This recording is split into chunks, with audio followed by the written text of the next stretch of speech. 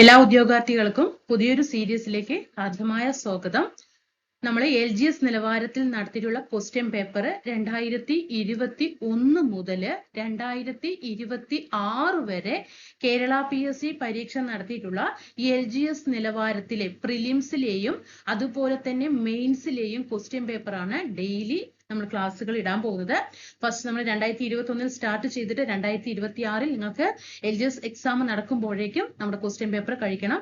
അപ്പോൾ എന്നും രാവിലെ 10 AM നിങ്ങൾക്ക് ക്ലാസ് എത്തുന്നതായിരിക്കും കേട്ടോ. എന്നും ഡെയിലി 10 മണിക്ക് നിങ്ങൾക്ക് ഒരു ക്വസ്റ്റ്യൻ പേപ്പർ വർക്കൗട്ടിന് തരുന്നതായിരിക്കും. നന്നായിട്ട് എന്നും PSCയുടെ അടിത്തറ എന്ന് പറയുന്നത് ക്വസ്റ്റ്യൻ പേപ്പർ തന്നെയാണ്.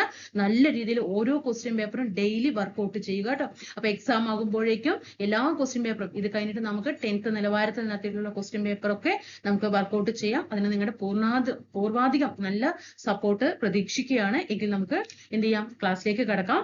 ഇത് നമ്മൾ എടുത്തിരിക്കുന്ന ക്വസ്റ്റ്യൻ പേപ്പറിന്റെ കോഡ് 29/21. അതേപോലെ നാളെ 30/21, അതിന്റെ പിറ്റേ ദിവസം 31/21. അങ്ങനെ ക്വസ്റ്റ്യൻ പേപ്പർ ഡെയിലി കറക്റ്റ് 10 മണിയാണ് കേട്ടോ. എങ്കിൽ ക്ലാസ്സിലേക്ക് കടക്കാം. ഇവിടെ ഫസ്റ്റ് ക്വസ്റ്റ്യൻ നോക്കാം കേട്ടോ. കേരള സർക്കാരിന്റെ 2020 സ്വാതി പുരസ്കാരം നേടിയത് ആരാണ് എന്നാണ് ചോദ്യം. അതിൽ ആൻസർ വന്നിട്ട് ഡോക്ടർ L. സുബ്രഹ്മണ്യമാണ് ആൻസർ ആയിട്ട് വരുന്നത്. ഈ എപ്പോഴും സ്വാതി പുരസ്കാരം വൈകിട്ടാണ് എന്ത് ചെയ്യുക, പ്രഖ്യാപിക്കുക. അതാത് വർഷം തന്നെ കൊടുക്കാറില്ല. അതായത് ഈ സ്വാതി പുരസ്കാരം ഏർപ്പെടുത്തിയത് 1997 ആദ്യമായിട്ട് എന്ത് ചെയ്യുന്നത്, സ്വാതി പുരസ്കാരം 1997 കേട്ടോ. 97 ആദ്യത്തെ സ്വാതി പുരസ്കാരം നൽകിയത്. ആർക്കാണ് 1997 ആദ്യത്തെ സ്വാതി പുരസ്കാരം നേടിയത്? ഷെമ്മാങ്കുടി ശ്രീനിവാസ അയ്യർ ആണ് കേട്ടോ. ഷെമ്മാങ്കുടി ശ്രീനിവാസ അയ്യർ, മറക്കരുത് കേട്ടോ, ചോദ്യം വരും. 1997 ഷെമ്മാങ്കുടി ശ്രീനിവാസ അയ്യർക്കാണ് ആദ്യമായിട്ട് സ്വാതി പുരസ്കാരം ലഭിക്കുന്നത് കേട്ടോ. രണ്ടാമത് പുരസ്കാരം ലഭിച്ചത് ബിസ്മില്ലാ ഖാൻ ആണ്. ബിസ്മില്ലാ ഖാൻ, അതായത് സംഗീത മേഖലയിലെ പ്രശസ്തർക്കാണ് എന്ത് ചെയ്യുന്നത്, ഈ സ്വാതി പുരസ്കാരം കൊടുക്കുന്നത്. എങ്കിൽ നമ്മൾ ഈ 2020 സ്വാതി പുരസ്കാരമാണല്ലോ ഇവിടെ ചോദിച്ചത്. അതിൽ SL സുബ്രഹ്മണ്യം എന്ന് പറഞ്ഞത്. പക്ഷേ ഇത് ഈ 2020 സ്വാതി പുരസ്കാരം കൊടുത്തത് 2017 പുരസ്കാരമാണ് കൊടുത്തത് കേട്ടോ. 2017 അവാർഡാണ് എപ്പോ കൊടുക്കുന്നത്, 2020 കൊടുക്കുന്നത്. 2017 സ്വാതി പുരസ്കാരമാണ് 2020 SL സുബ്രഹ്മണ്യത്തിന് കൊടുക്കുന്നത് കേട്ടോ. അതവിടെ ശ്രദ്ധിക്കണം. പിന്നീട് 2018 കേട്ടോ, 2018 അവാർഡ് പ്രഖ്യാപിച്ചു. 2018 അവാർഡ് പ്രഖ്യാപിച്ചത് ആർക്കാണ് എന്ന് ചോദിച്ചാല് പാലാ CK രാമചന്ദ്രനാണ് കേട്ടോ. പാലാ CK രാമചന്ദ്രനാണ്. വൈകിട്ടാണ് എപ്പോഴും ഈ അവാർഡ് പ്രഖ്യാപനം നടക്കുക. അതുകൊണ്ടാണ് കേട്ടോ. അപ്പൊ മനസ്സിലായല്ലോ. അപ്പൊ 2017 അവാർഡാണ് 2020 കൊടുത്തത് എന്ന് പറഞ്ഞു അല്ലെ. ഇനി 2018 അവാർഡാണ് പിന്നീട് കൊടുക്കുന്നത് പാലാ CK രാമചന്ദ്രന്. പിന്നെ അത് കഴിഞ്ഞു 2019 അവാർഡ് കൊടുക്കുന്നത് TM കൃഷ്ണയ്ക്കാണ് കേട്ടോ. TM കൃഷ്ണയ്ക്കാണ് 2019 എന്ത് ചെയ്യുന്നത്, 2019 അവാർഡ് TM കൃഷ്ണയ്ക്കാണ് കൊടുക്കുന്നത്. ഇനി നിങ്ങൾക്ക് കറണ്ട് അഫെയറിൽ നമുക്ക് പഠിക്കാനുള്ളത് 2020 കേട്ടോ. 2020 അതായത് 18ലെയും 19ലെയും 2020ലെയും പുരസ്കാരങ്ങൾ പ്രഖ്യാപിച്ചത് എപ്പോഴാണ്, 2021 കേട്ടോ. 2021 2018ലെയും 2019ലെയും 2020ലെയും ഒക്കെ അവാർഡ് പ്രഖ്യാപിച്ചത് കേട്ടോ. അത് ശ്രദ്ധിക്കണം. ഇവിടെ ലാസ്റ്റ് നിങ്ങൾ പഠിക്കേണ്ടത് 2020 അത് കഴിഞ്ഞു. 2019 കഴിഞ്ഞു. 2020 പുരസ്കാരം കൊടുക്കുന്നത് ആർക്കാണ് എന്ന് ചോദിച്ചാൽ അത് K. ഓമനക്കുട്ടിക്കാണ് കേട്ടോ. അത് നിങ്ങൾ പഠിച്ചു വെക്കണം. TM കൃഷ്ണ ചിലപ്പോൾ അതൊന്നും ചോദ്യങ്ങൾ വരില്ല. കാരണം ക്വസ്റ്റ്യൻസ് ഒക്കെ ഒരുപാട് മുൻപത്തെ വർഷങ്ങളായത് കൊണ്ട് തന്നെ അത് വരാൻ സാധ്യതയില്ല. അപ്പോ പഠിച്ചു വെക്കേണ്ടത് ആർക്കാണ്, ഡോക്ടർ K. ഓമനക്കുട്ടിക്കാണ് കേട്ടോ. ഓമനക്കുട്ടിക്കാണ് 2020 സ്വാതി പുരസ്കാരം ലഭിക്കുന്നത്. എന്നാൽ 2021 സ്വാതി പുരസ്കാരം 2024 പ്രഖ്യാപിച്ചത്. അത് ചോദ്യം വരും. ഇത് നന്നായിട്ട് പഠിക്കണം കേട്ടോ. ഇത് നന്നായിട്ട് പഠിക്കണം. 2021 സ്വാതി പുരസ്കാരം കൊടുത്തത് 2024 അത് ആർക്കാണ് ലഭിച്ചത്, PR കുമാര കേരള വർമ്മയ്ക്കാണ്. കുമാര കേരള വർമ്മയ്ക്കാണ് 2021 സ്വാതി പുരസ്കാരം എപ്പോ ലഭിച്ചത്? 2024 കേട്ടോ. അപ്പൊ ചോദ്യം എങ്ങനെ വരും? 2024 സ്വാതി പുരസ്കാരം ലഭിച്ചത് ആർക്ക് എന്ന് ചോദിച്ചാൽ PR കുമാര കേരള വർമ്മയ്ക്കാണ് കേട്ടോ. അപ്പൊ 1997 ശെമ്മാങ്കുടി ശ്രീനിവാസ അയ്യർക്കാണ് ആദ്യത്തെ സ്വാതി പുരസ്കാരം ലഭിച്ചത്. രണ്ടാമത് സ്വാതി പുരസ്കാരം ലഭിച്ചത് ബിസ്മില്ല ഖാനാണ്. പിന്നീട് 2018, 19 20 ഒക്കെ പുരസ്കാരം പ്രഖ്യാപിച്ചത് 2021 അതിൽ 2018 അവാർഡ് പാലാ CK രാമചന്ദ്രന് കിട്ടി. 2019 അവാർഡ് TM കൃഷ്ണയ്ക്ക് കിട്ടി. 2020 സ്വാതി പുരസ്കാരം ലഭിച്ചത് ഓമനക്കുട്ടിക്കാണ് കേട്ടോ. എല്ലാം ഈ 3 വർഷത്തെയും അവാർഡ് പ്രഖ്യാപിച്ചത് 2021 അത് പഠിക്കുക. സോറി 2020 കേട്ടോ. 2020 എന്ത് ചെയ്യുന്നത്? പ്രഖ്യാപിക്കുന്നത് കേട്ടോ. 2020 കേട്ടോ. പഠിക്കണം. ഓക്കെ. 2018, 2019, 2020 സോറി കേട്ടോ, പറഞ്ഞതിൽ ചെറിയൊരു മിസ്റ്റേക്ക് വന്നിട്ടുണ്ട്. അപ്പൊ നമ്മള് ഒന്നുകൂടി ഞാൻ പറഞ്ഞു തരാം. 97 ശെമ്മാങ്കുടി ശ്രീനിവാസ അയ്യർക്ക് കിട്ടി ഒന്നാമത്തെ പുരസ്കാരം. രണ്ടാമത്തെ പുരസ്കാരം ബിസ്മില്ല ഖാൻ കേട്ടോ. ബിസ്മില്ല ഖാന് ലഭിച്ചു. നമ്മൾ പഠിക്കുന്ന കാര്യങ്ങൾ പെർഫെക്റ്റ് ആയിട്ട് അതാത് ക്ലാസ്സിൽ തന്നെ നന്നായിട്ട് പഠിച്ചു പോകുക കേട്ടോ. പഠിച്ചു കഴിഞ്ഞു. ഇനി 2018 അവാർഡും 2019 അവാർഡും 2020 അവാർഡും എപ്പോഴാണ് പ്രഖ്യാപിച്ചത്? 2021 പ്രഖ്യാപിച്ചത്. അതിൽ 2018 അവാർഡ് പാലാ CK രാമചന്ദ്രനും 2019 അവാർഡ് TM കൃഷ്ണയ്ക്കും ലഭിച്ചു. 2020 അവാർഡ് ആർക്കാണ്? ഓമനക്കുട്ടിക്കും ലഭിച്ചു കേട്ടോ. അതവിടെ മനസ്സിലാക്കണം കേട്ടോ. അത് 2021 ഈ അവാർഡുകളൊക്കെ കൊടുക്കുന്നത്. പിന്നീട് 2021 അവാർഡ് 2024 ആയപ്പോഴാണ് പ്രഖ്യാപിച്ചത്. അത് PR കുമാര കേരള വർമ്മയ്ക്കാണ് ലഭിച്ചത് എന്ന് അവിടെ പഠിച്ചു വെക്കാം. ഇനി രണ്ടാമത്തെ ക്വസ്റ്റ്യൻ നോക്ക്. പ്രശസ്ത തിരക്കഥാകൃത്തും സംവിധായകനുമായിരുന്ന സച്ചി 2020 ജൂൺ 18 അന്തരിച്ചു. അദ്ദേഹത്തിന്റെ പൂർണ്ണമായ പേര് എന്താണ് എന്നാണ് ചോദ്യം. അദ്ദേഹത്തിന്റെ പൂർണ്ണമായ പേര് എന്താണ്? അദ്ദേഹത്തിന്റെ പൂർണ്ണമായ പേര് നിങ്ങൾക്ക് ആൻസർ ചെയ്യാൻ പറ്റുന്നുണ്ടെങ്കിൽ നിങ്ങൾ തന്നെ ചെയ്തു നോക്കുക.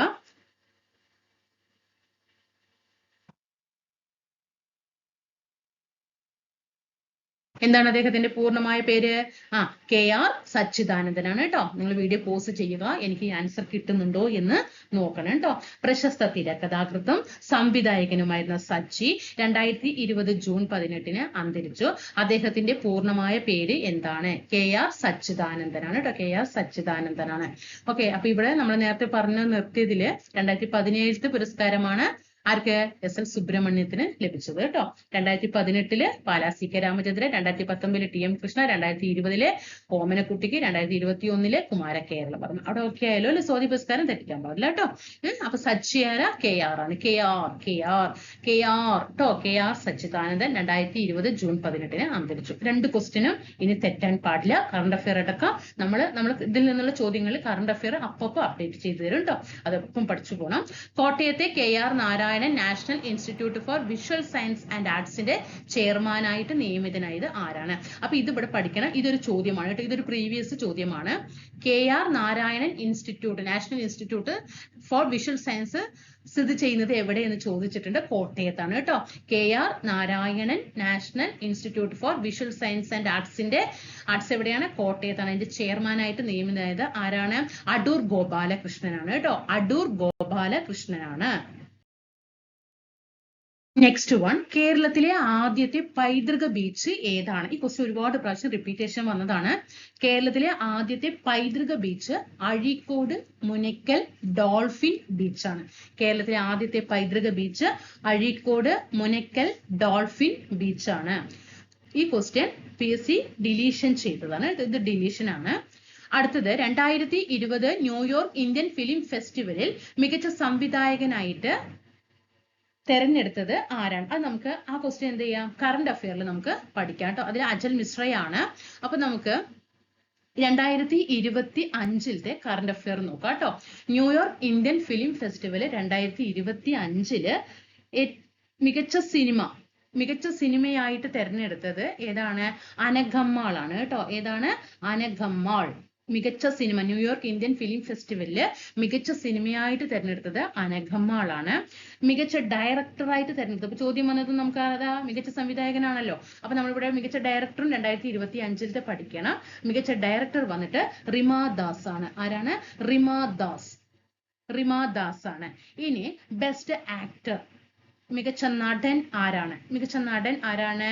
നൗസദ്ദീൻ സിദ്ദിഖ് ആണ് കേട്ടോ, പഠിക്കണം.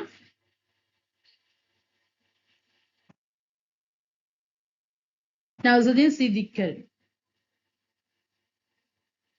ഓക്കെ, എന്താണ്? നൗസദ്ദീൻ സിദ്ദിഖ് ആണ് എന്താണ് മികച്ച ആക്ടർ എന്ന് പറയുന്നത്. ഇനി മികച്ച നടി, ആക്ട്രസ് ആരാണ്? മികച്ച ആക്ട്രസ് വന്നിട്ട് ഷർമിള ടാഗോർ ആണ്. ആരാണ്? ഷർമിള ടാഗോർ ആണ് കേട്ടോ. അപ്പൊ ഇത് 4 കാര്യങ്ങളും പഠിച്ചു വെക്കുക. 2025 ന്യൂയോർക്ക് ഇന്ത്യൻ ഫിലിം ഫെസ്റ്റിവലില് മികച്ച സിനിമ അനഘമ്മാള്, മികച്ച ഡയറക്ടർ റിമ ദാസ്, മികച്ച ആക്ടർ നവാസുദ്ദീൻ സിദ്ദിഖ്, മികച്ച ആക്ട്രസ്, മികച്ച നടി ഷർമിള ടാഗോർ ആണ്. ദേശീയ യുവജന ദിനാഘോഷത്തിന്റെ അതായത് ജനുവരി 12 ഭാഗമായി 2020 നാഷണൽ യൂത്ത് ഫെസ്റ്റിവൽ നടന്നത് ഹൈദരാബാദിലാണ്. കറന്റ് അഫെയറിൽ പഠിക്കേണ്ടത് 2025 യൂത്ത് ഫെസ്റ്റിവൽ നടന്നത് എവിടെ ചോദിച്ചാൽ ന്യൂഡൽഹിയിലെ ഭാരത് മണ്ഡപത്തിലാണ് കേട്ടോ. ന്യൂഡൽഹിയിലെ ഭാരത് മണ്ഡപത്തിലാണ്.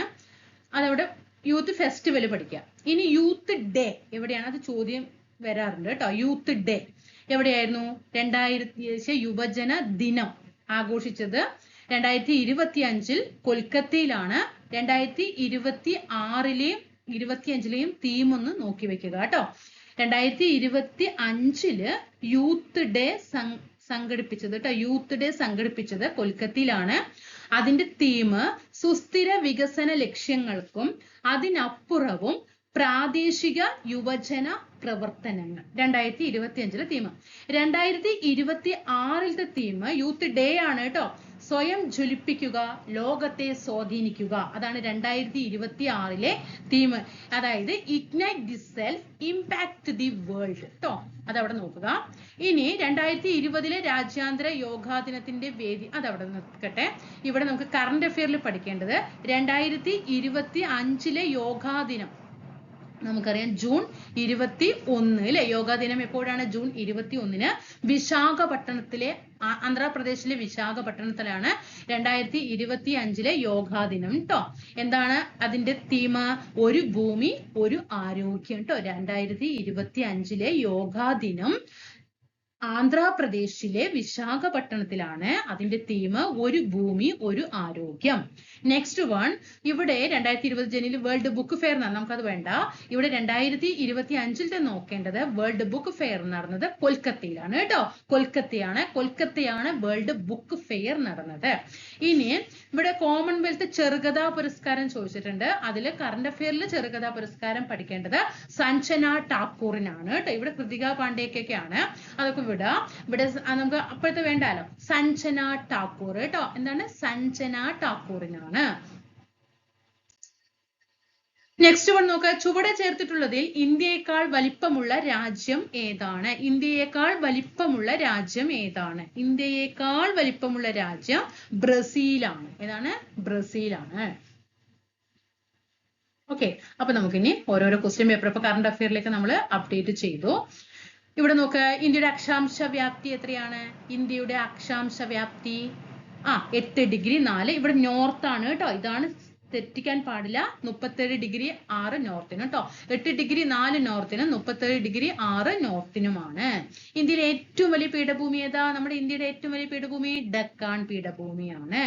ഈ ക്വസ്റ്റ്യൻ 80 ക്വസ്റ്റ്യൻ പഠിച്ചു കഴിഞ്ഞാൽ ആ 80 ക്വസ്റ്റ്യൻ ഉണ്ടെങ്കിൽ 80 ക്വസ്റ്റ്യനും ഏത് ഉറക്കത്തിൽ ചോദിച്ചാലും പഠിക്കാൻ ചോദിച്ചാൽ പറയാൻ തയ്യാറായിരിക്കണം. നിങ്ങൾ 80 ക്വസ്റ്റ്യൻ പറഞ്ഞു കഴിഞ്ഞതിന് ശേഷം ഞാനൊരു ക്വസ്റ്റ്യൻ അങ്ങനെ എന്ത് ചെയ്യാം? ക്വസ്റ്റ്യൻ ഇങ്ങനെ തനിയെ പറഞ്ഞു പോകും. അത് ഏതാണ് ആൻസർ എന്ന് കാണാതെ നിങ്ങൾ പറയണം കേട്ടോ. നിങ്ങൾക്ക് പറയാൻ കഴിഞ്ഞിരിക്കണം. ഞാനൊരു 10 ക്വസ്റ്റ്യൻ എന്ത് ചെയ്യാം?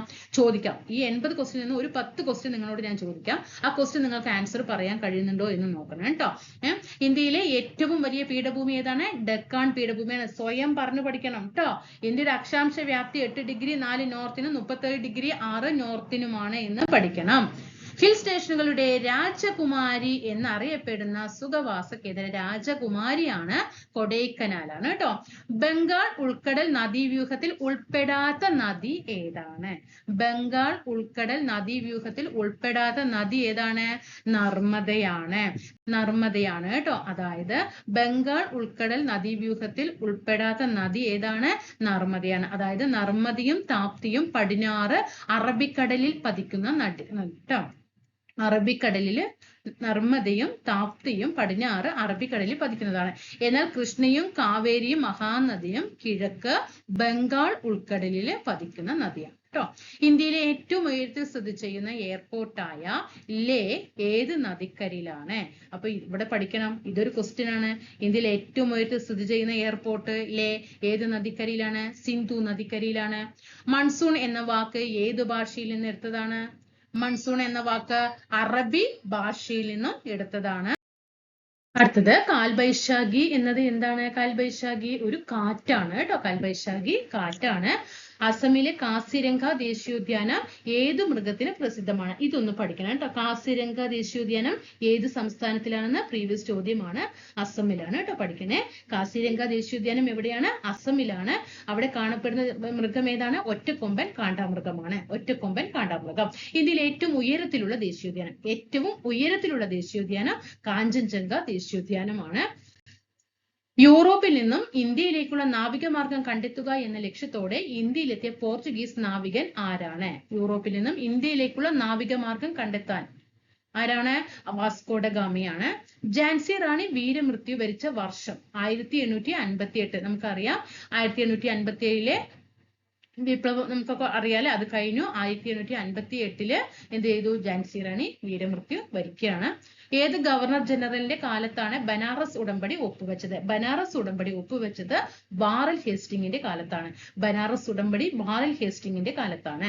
ഇന്ത്യയുടെ മത സാമൂഹിക പരിഷ്കരണ രംഗത്ത് ഏറ്റവും കൂടുതൽ സംഭാവന അർപ്പിച്ച പ്രസ്ഥാനം ബ്രഹ്മസമാജമാണ്. രാജാറാം മോഹൻ റോയിയുടെ ബ്രഹ്മസമാജമാണ് മത സാമൂഹിക പരിഷ്കരണ രംഗത്തെ ഏറ്റവും കൂടുതൽ സംഭാവന അർപ്പിച്ചത്. ഏത് വർഷമാണ് ആത്മീയ സഭ രൂപീകരിച്ചത്? 1815 ആത്മീയ സഭ രൂപീകരിച്ചത്. പഞ്ചശീല തത്വങ്ങളിൽ ഒപ്പുവെച്ച ഇന്ത്യൻ പ്രധാനമന്ത്രി ആരാണ്? ജവഹർലാൽ നെഹ്റു ആണ് പഞ്ചശീല തത്വങ്ങളിൽ ഒപ്പുവെച്ചത്. പയ്യന്നൂരിൽ നടന്ന 4ാം അഖില കേരള രാഷ്ട്രീയ സമ്മേളനത്തിന്റെ അധ്യക്ഷത വഹിച്ചത് ആരാണ്? അതും ജവഹർലാൽ നെഹ്റു ആണ്. പയ്യന്നൂരിൽ നടന്ന 4ാം അഖില കേരള രാഷ്ട്രീയ സമ്മേളനത്തിൽ ഇതിലൊക്കെ എന്ത് വന്നിട്ടുണ്ടെന്നറിയോ? നമുക്ക് ഇന്ത്യക്ക് ഒരു ഭരണഘടന വേണം എന്നൊക്കെ ആശയങ്ങളൊക്കെ ഇത് വന്നിട്ടുണ്ട്. ഈ രാഷ്ട്രീയ സമ്മേളനത്തിലൊക്കെ പറയുന്നുണ്ട് കേട്ടോ. അതിൽ ജവഹർലാൽ നെഹ്റു ആണ് അധ്യക്ഷ സ്ഥാനം വഹിച്ചത്. പയ്യന്നൂരിലാണ് 4ാമത്തെ അഖില കേരള രാഷ്ട്രീയ സമ്മേളനം ആണ്. ഗാന്ധിജി ഇന്ത്യയിൽ നടത്തിയ ആദ്യത്തെ സത്യാഗ്രഹം ഏതാണ്? ഗാന്ധിജി ഇന്ത്യയിൽ നടത്തിയ ആദ്യത്തെ സത്യാഗ്രഹം ചമ്പാരൻ സത്യാഗ്രഹമാണ്. ആദ്യത്തെ നിരാഹാര സമരം ആണ് അഹമ്മദാബാദ് സമരം. ഇവിടെ രണ്ടും രണ്ടായിട്ട് തന്നെ പഠിക്കണം. ആൻസർ നമുക്ക് എക്സാം ഹാളിൽ തെറ്റാൻ പാടില്ല. ഇന്ത്യയിൽ നടത്തിയ ആദ്യത്തെ സത്യാഗ്രഹം ഏതാന്ന് ചോദിച്ചാൽ ചമ്പാരൻ സത്യാഗ്രഹം 1917. ഗാന്ധിജിയുടെ ആദ്യത്തെ നിരാഹാര സമരം ഏത് ചോദിച്ചാൽ അഹമ്മദാബാദ് സത്യാഗ്രഹം 1918. അതേപോലെ ഓരോന്നും പഠിക്കുന്ന സമയത്തും അതിന്റെ വ്യത്യസ്തത എന്താണ് എന്നുള്ളത് മനസ്സിലാക്കി പഠിക്കണം കേട്ടോ. കേദാർ സത്യാഗ്രഹവും 1918 തന്നെയാണ്. ബർദോളി സത്യാഗ്രഹം 1928 കേട്ടോ. ഇന്ത്യയിലെ ആദ്യത്തെ ഉപരാഷ്ട്രപതി ആരാണ്? ഡോക്ടർ എസ് രാധാകൃഷ്ണനാണ്. എങ്കിൽ ആദ്യത്തെ രാഷ്ട്രപതി ആരാ? രാജേന്ദ്ര പ്രസാദ് അല്ലെ. ആദ്യത്തെ രാഷ്ട്രപതി ഡോക്ടർ രാജേന്ദ്ര പ്രസാദ്, ആദ്യത്തെ ഉപരാഷ്ട്രപതി ഡോക്ടർ എസ് രാധാകൃഷ്ണൻ. ഒരു സംസ്ഥാനത്തെ ഗവർണർ ആയതിനു ശേഷം പ്രസിഡന്റ് ആയ ആദ്യത്തെ വ്യക്തി. ഒരു സംസ്ഥാനത്തെ ഗവർണറിൽ നിന്നും എന്ത് ചെയ്തു? അദ്ദേഹത്തിന് വലിയൊരു പോസ്റ്റിലേക്ക് വന്നു അല്ലെ. ആരാ? ഏത് പോസ്റ്റാ? പ്രസിഡന്റ് പോസ്റ്റ് അല്ലെ. അത് ഏതാണ്? ആരായിരുന്നു? ഡോക്ടർ സക്കീർ ഹുസൈൻ ആണ് കേട്ടോ. ഗവർണർ ആയതിനു ശേഷം പ്രസിഡന്റ് ആയ വ്യക്തി ഡോക്ടർ സക്കീർ ഹുസൈൻ ആണ്. ഒരു സംസ്ഥാനത്ത് അതവിടെ നോക്കട്ടെ. ഇന്ത്യൻ ഭരണഘടനയുടെ 3ാം ഭാഗത്തിൽ പ്രതിപാദിച്ചിരിക്കുന്നത് എന്താണ്? മൗലിക അവകാശമാണ്. ഭാഗം 3 ഇന്ത്യൻ ഭരണഘടനയുടെ, അതായത് മൊത്തം എത്ര ഭാഗങ്ങളുണ്ട്?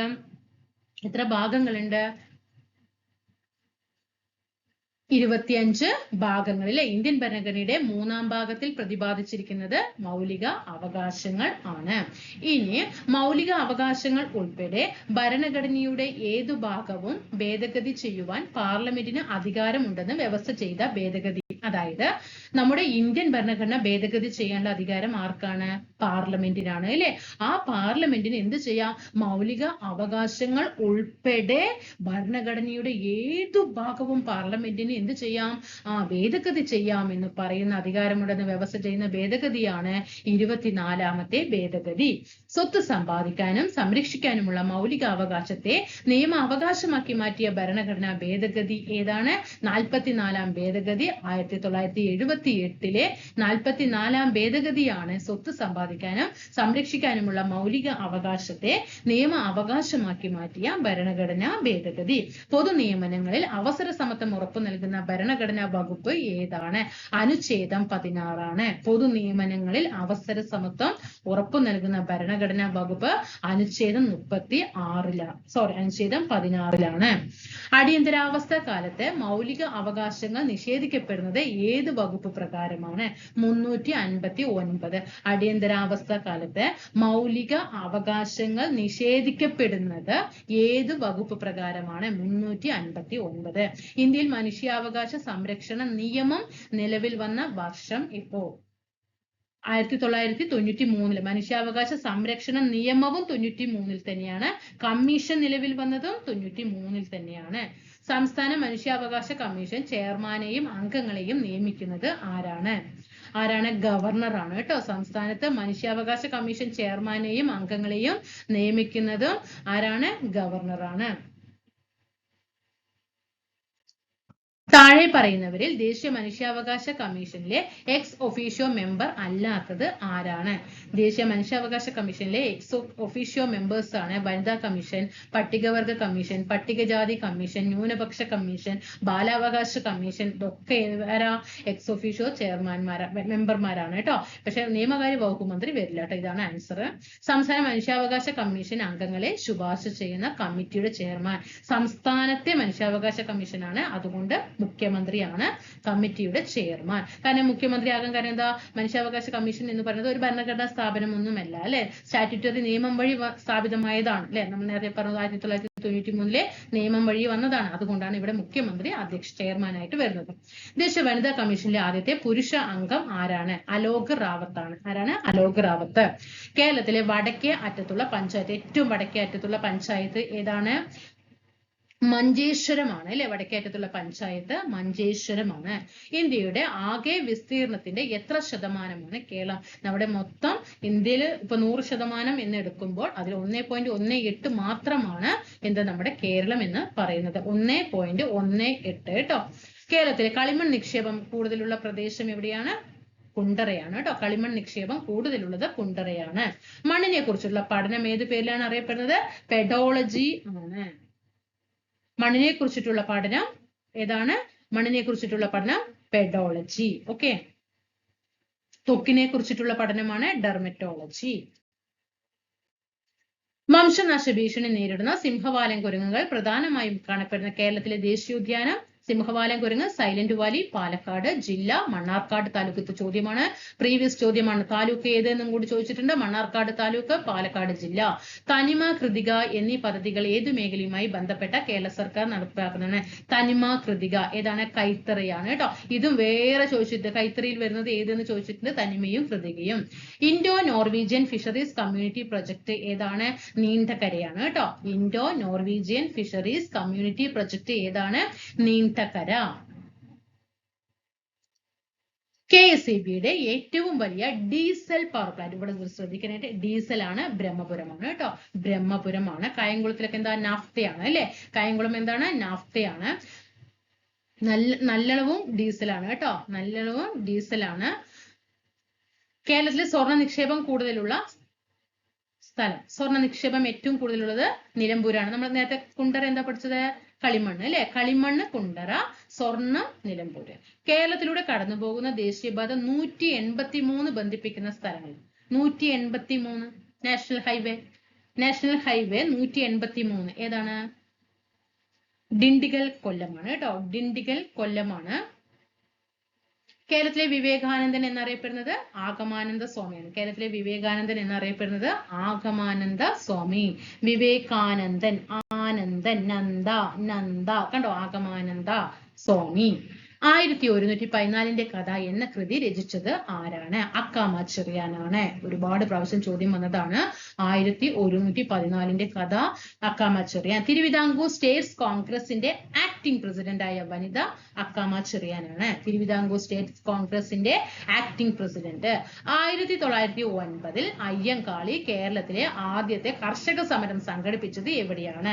ആദ്യത്തെ കർഷക സമരം ഇതില് 1909 കേരളത്തിലെ ആദ്യത്തെ കർഷക സമരം സംഘടിപ്പിച്ചത് ആരെയെന്ന് ചോദിച്ചിട്ടുണ്ട്. അത് അയ്യങ്കാളിയാണ്. അയ്യങ്കാളി കേരളത്തിലെ ആദ്യത്തെ കർഷക സമരം സംഘടിപ്പിച്ചത് ഏത് വർഷം എന്ന് ചോദിച്ചിട്ടുണ്ട്. 1909 എന്നാണ്. അത് എവിടെ എന്നുള്ളത് വീണ്ടും വേറൊരു ചോദ്യമാണ്. വെങ്ങാനൂര്. ഇത് മൂന്ന് ചോദ്യങ്ങളായിട്ട് തന്നെ പഠിക്കണം കേട്ടോ. വെങ്ങാനൂര് പഠിക്കണം, 1909 പഠിക്കണം, അയ്യങ്കാളി പഠിക്കണം. 1833 ശുചീന്ദ്രം രഥോത്സവത്തിന് അവർണരുമൊത്ത് തേരിന്റെ വടം പിടിച്ച് പ്രതിഷേധിച്ച നവോത്ഥാന നായകൻ. ഇത് വർഷം പ്രത്യേകിച്ച് പഠിക്കണം. 1833 ശുചീന്ദ്രം രഥോത്സവത്തിന് അവർണരുമൊത്ത് തേരിന്റെ വടം പിടിച്ച് പ്രതിഷേധിച്ച നവോത്ഥാന നായകനാണ് വൈകുണ്ഠ സ്വാമികൾ. എവിടെ നിന്നുള്ള ബ്രിട്ടീഷ് സൈന്യമാണ് ആറ്റിങ്ങൽ കലാപം അടിച്ചമർത്തിയത്? തലശ്ശേരിയിൽ നിന്നുള്ളതാണ് കേട്ടോ. ഏത് സൈന്യമാണ്? തലശ്ശേരിയിൽ നിന്നുള്ള ബ്രിട്ടീഷ് സൈന്യമാണ് ആറ്റിങ്ങൽ കലാപം അടിച്ചമർത്തിയത്. ഒന്നാം പഴശ്ശി കലാപം അവസാനിച്ച വർഷം. ഒന്നാം പഴശ്ശി കലാപം അവസാനിപ്പിച്ച വർഷം എപ്പോഴാണ്? 1797. 1793 തുടങ്ങിയത്, അവസാനിച്ചത് 97 കേട്ടോ. 93-97 ഒന്നാം പഴശ്ശി കലാപം. കുരുമുളകിന്റെ വ്യാപാര കുത്തക ബ്രിട്ടീഷുകാർ സ്വന്തമാക്കിയതുമായി ബന്ധപ്പെട്ട കലാപം. കുരുമുളകിന്റെ വ്യാപാര കുത്തക ഏതാണ്? 5 തെങ്ങ് കലാപമാണ് കേട്ടോ. 5 തെങ്ങിലല്ലേ മക്കളെ കുരുമുളകൊക്കെ നമ്മൾ വെച്ച് പിടിപ്പിക്കുക. എവിടെയാണ്? ഇപ്പൊ നമ്മൾ തെങ്ങിൽ ഇങ്ങനെ കുരുമുളക് വെച്ച് പിടിക്കുന്നുണ്ടാവും കേട്ടോ. അങ്ങനെ നോക്കണേ. കുരുമുളകിന്റെ വ്യാപാര കുത്തക ബ്രിട്ടീഷുകാർ സ്വന്തമാക്കിയതുമായി ബന്ധപ്പെട്ട കലാപം 5 തെങ്ങ് കലാപം. ഏത് വിപ്ലവത്തിന് സാക്ഷ്യം വഹിച്ചതാണ്? മലയാണ് പുരളിമല. പുരളിമല പഴശ്ശി വിപ്ലവത്തിനാണ്. ഉപ്പ് സത്യാഗ്രഹത്തിൽ പങ്കെടുത്തതിനെ തുടർന്ന് AKG അറസ്റ്റ് കൈവരിച്ച വർഷം 1930 തന്നെയാണ്. 1930 തന്നെയാണ് ഉപ്പ് സത്യാഗ്രഹം നടക്കുന്നത്. അതേ വർഷം തന്നെയാണ് AKGയെ അറസ്റ്റ് ചെയ്യുന്നതും.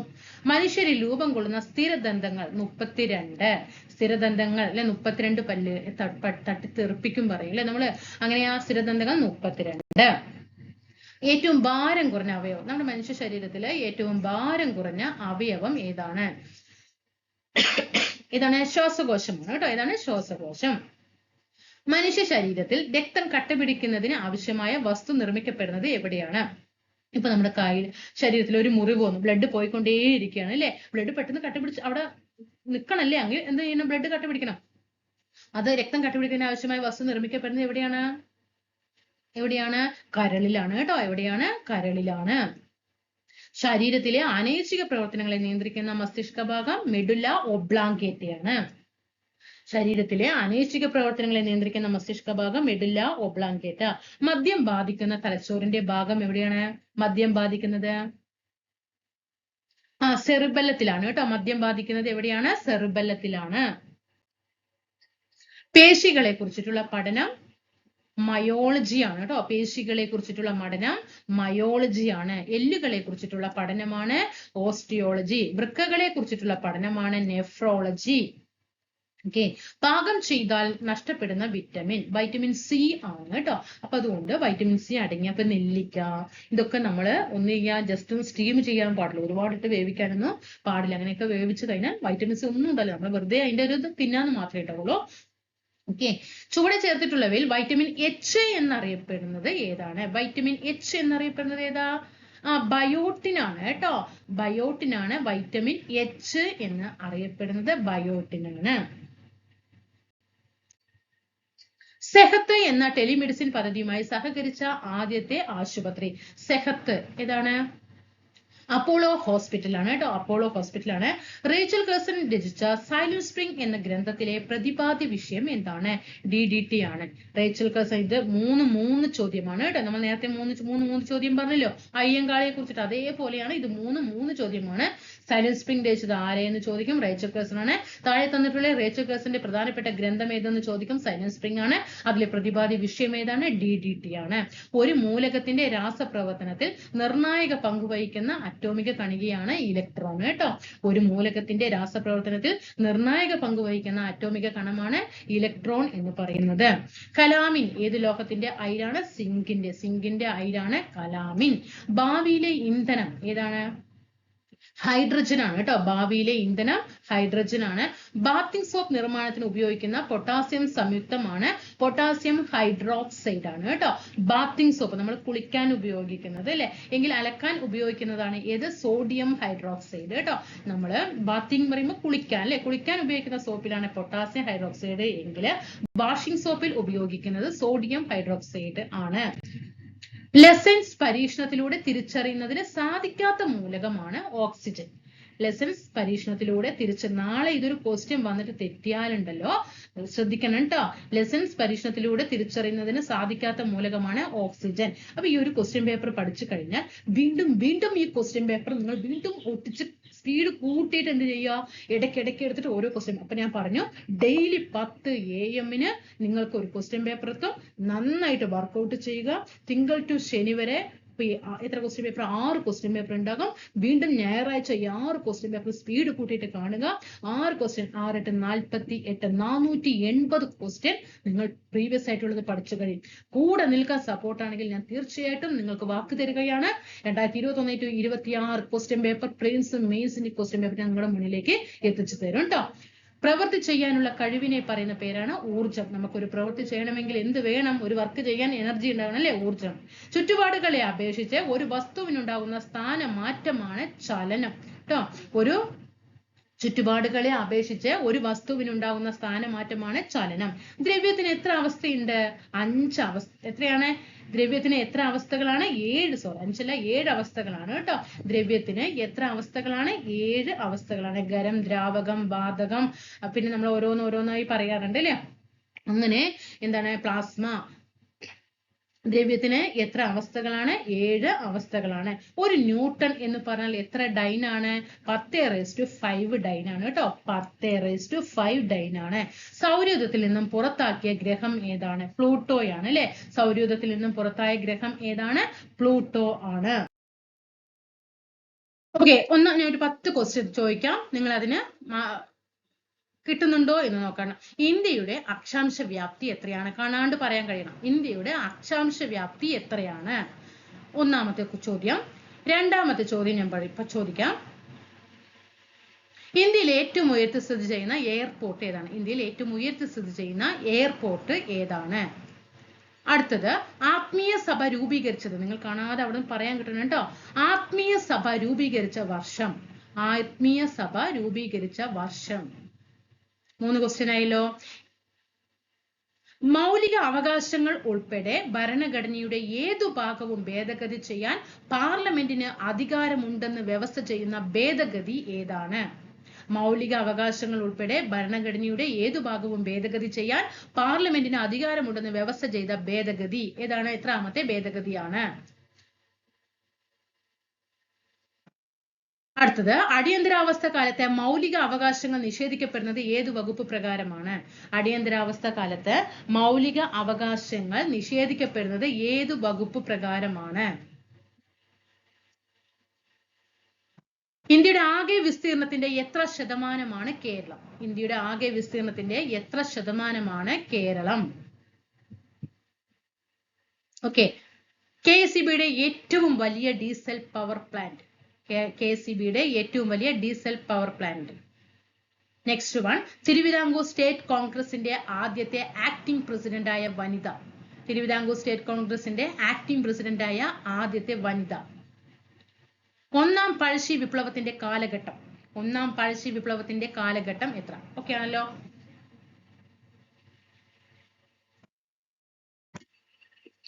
ഓക്കെ, 80 ക്വസ്റ്റ്യനും ചോദിച്ചു. 80 ക്വസ്റ്റ്യനും ഏത് ഉറക്കത്തിൽ ചോദിച്ചാലും പറയാൻ നിങ്ങൾ തയ്യാറായിരിക്കണം. അപ്പൊ നാളെ വീണ്ടും 10 AM ക്വസ്റ്റ്യനായിട്ട് വീണ്ടും വരുന്നതായിരിക്കും.